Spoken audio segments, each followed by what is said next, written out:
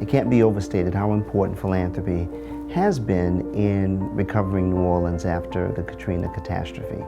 New Orleans may have been silent in that there may not have been a lot of traffic on the roads, or not enough businesses had opened up by that time. But it had people who were taking care of their neighbors, people who were working on their own, not necessarily in the context of nonprofit organizations, but who started nonprofit organizations later, and people who were taking it upon themselves to help out and help rebuild. And that's really what's at the heart of philanthropy. It's individual actions that are not just the giving of money, but the giving of time and the giving of talent and ideas to help make the city a better place. Like tens of millions of Americans, my wife, Louise, and I were transfixed for nearly 48 hours watching images of the hurricane. We were profoundly affected by it. We're very thankful for the people who packed their bags and came down here and said they wanted to help. Took their vacations, collected vacations from others, and came down here to help. We had people to call us and say that their families had gotten together and made a decision at Christmas that they were not going to give gifts. They were going to put the money in a pool and send it, and were asking that it be given to a family that had children. Americans found many creative ways. Individual people, not organizations, individual people, individual families, individual clubs, individual churches.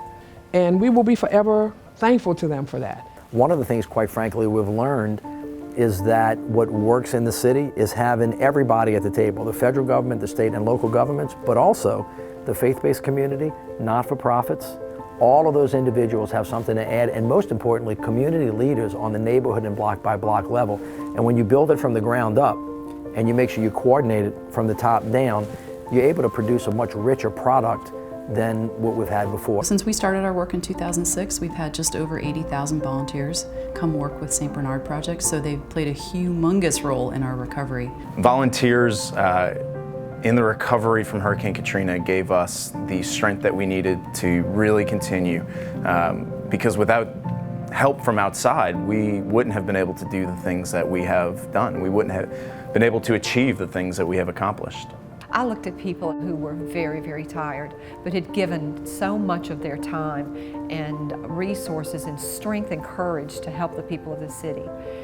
And it gave me the will to make sure that I am always here for the city and for the people in the city.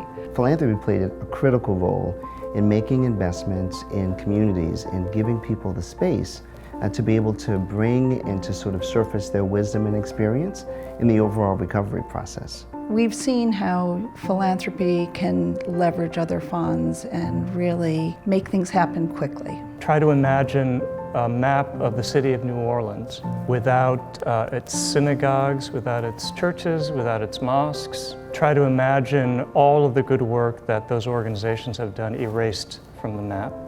Imagine the city without every house that's been built by volunteers, every place that an individual or an organization has contributed money, time, talent to making the city what it is today. Imagine erasing all of that and you'd be left with a very, very bleak place. And that's the impact that philanthropy has had on New Orleans.